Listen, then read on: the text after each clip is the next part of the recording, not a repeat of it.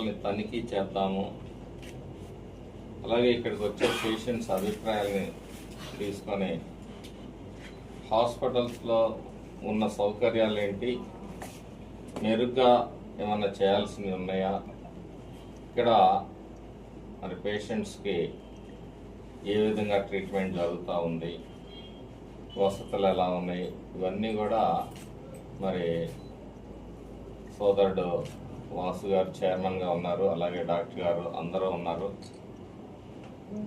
Media సాక్షిగా మరి అన్ని విభాగాల్ని కూడా పరిశీలించటం జరిగింది.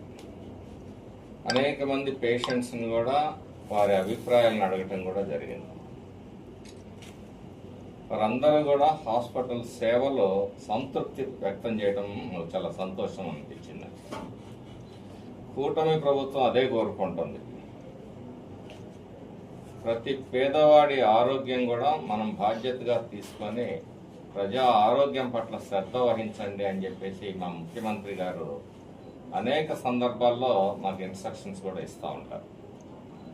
మీకు అవకాశం ఉన్నప్పుడు ఏదో ఒక హాస్పిటల్, ఒక స్కూల్, ఒక హాస్టల్ ఇవన్నీ కూడా తనిఖీ చేస్తూ ఉండండి. దానివల్ల అధికారుల్లో కూడా బాధ్యత పెరుగుతుందని చెప్పేసి ఆయన చెప్తా ఉంటారు. మరి మన హాస్పిటల్కి అయితే ఒక అవార్డును కూడా మనం అందుకోవడం జరిగింది. నేషనల్ లెవెల్ ఎన్కాస్ అవార్డును కూడా మన హాస్పిటల్కి రావడం కూడా మనకు గర్వకారణం. అయినప్పటికీ కూడా ఇక్కడి నుంచి మొదలు పెడదాం. ప్రతి హాస్పిటల్ కూడా ఆకస్మికంగా తనిఖీలు ఉంటాయి భవిష్యత్తులో. ఎక్కడా కూడా అలసత్వానికి తావు ఉండకూడదు. డాక్టర్లు మరి దేవుడితో సమానం కాబట్టి ప్రజల పట్ల మరి ప్రభుత్వం కన్నా కూడా ముందుగా స్పందించి వాళ్ళు తగిన రీతిలో మరి రోగుల్ని ఆదుకోవాల్సిన బాధ్యత ఉంటుంది. కాబట్టి ఆకస్మిక తనిఖీలు కూడా మరి చేపడతాం. మనం చూసాం, మనం బడ్జెట్లో కూడా ప్రజా ఆరోగ్యానికి కూటమి ప్రభుత్వం భారీ కేటాయింపులు చేసింది.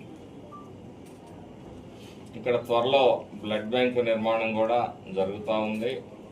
కావాల్సిన ఎక్విప్మెంట్ అంతా కూడా వచ్చింది. డయాలసిస్ యూనిట్ కూడా అద్భుతంగా పనిచేస్తూ ఉంది.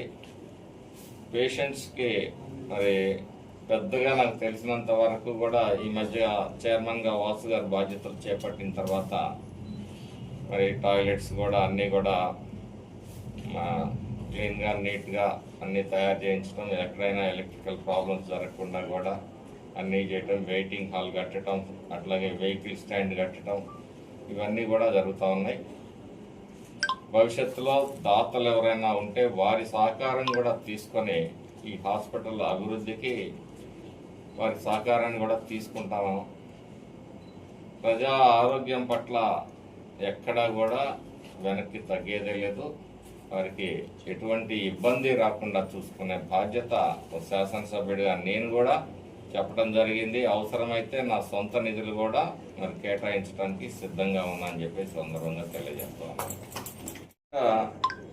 మహిళలు మరి నార్మల్ డెలివరీకి విముఖత చూస్తూ ఉన్నారు.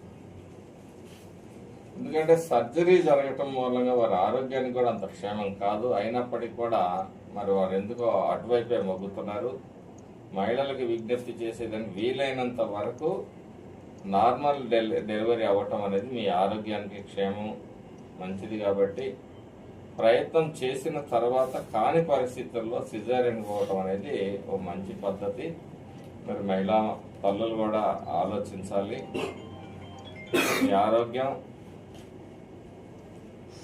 మరి మీ కుటుంబానికి ముఖ్యం కాబట్టి మీ అందరు కూడా ఆ దిశగా కూడా ఆలోచన చేయాల్సిందిగా మీ అందరికీ విజ్ఞప్తి చేస్తా ఉన్నాను. ఎక్కడా కూడా తాగునీరు ఇబ్బంది జరగకుండా నా సొంత ఖర్చులతోటి 6 కానీ 7 కానీ మరి వాటర్ డిస్పెన్సర్స్ని రాబోయే ఈ నెలాఖరు లోపు ఏర్పాటు చేస్తానని చెప్పేసి తెలియజేస్తా ఉన్నాను. పారిశుధ్యంది అంటే ఈ చెట్లు ఆకులు రాలినవి ఎక్కడన్నా ఉంటే అవి కూడా చైర్మన్ గారికి హాస్మన్ గారికి చెప్పడం జరిగింది. వాటిని కూడా క్లీన్ చేపించి ఒక పరిశుభ్రమైన వాతావరణం ఇక్కడ క్రియేట్ చేస్తానని చెప్పేసి అన్నారు. రాబోయే రోజుల్లో మరి కొంచెం వర్షాలు మొదలైన తర్వాత ఇక్కడ గ్రీనరీ కూడా ఏర్పాటు చేస్తాం. వరకు ప్రతి నియోజకవర్గంలో ఒక 100 పడకల ఆసుపత్రిని ఏర్పాటు చేయాలనే దాన్ని దృఢ సంకల్పంతో ఉన్నారు. మొదలు మనం అడగటం జరిగింది. అవి ఒక ఎస్టిమేట్స్ దశకి వచ్చిన తర్వాత ఆయన ఒక ఆలోచన తీసుకున్నారు. పబ్లిక్ ప్రైవేట్ పార్ట్నర్షిప్లోనైనా మెరుగైన సేవలను అందించడం కోసం ప్రతి నియోజకవర్గంలో కూడా ఒక 100 పడకల ఆసుపత్రి ఏర్పాటు చేయాలని దృఢ సంకల్పంతో ఉన్నారు.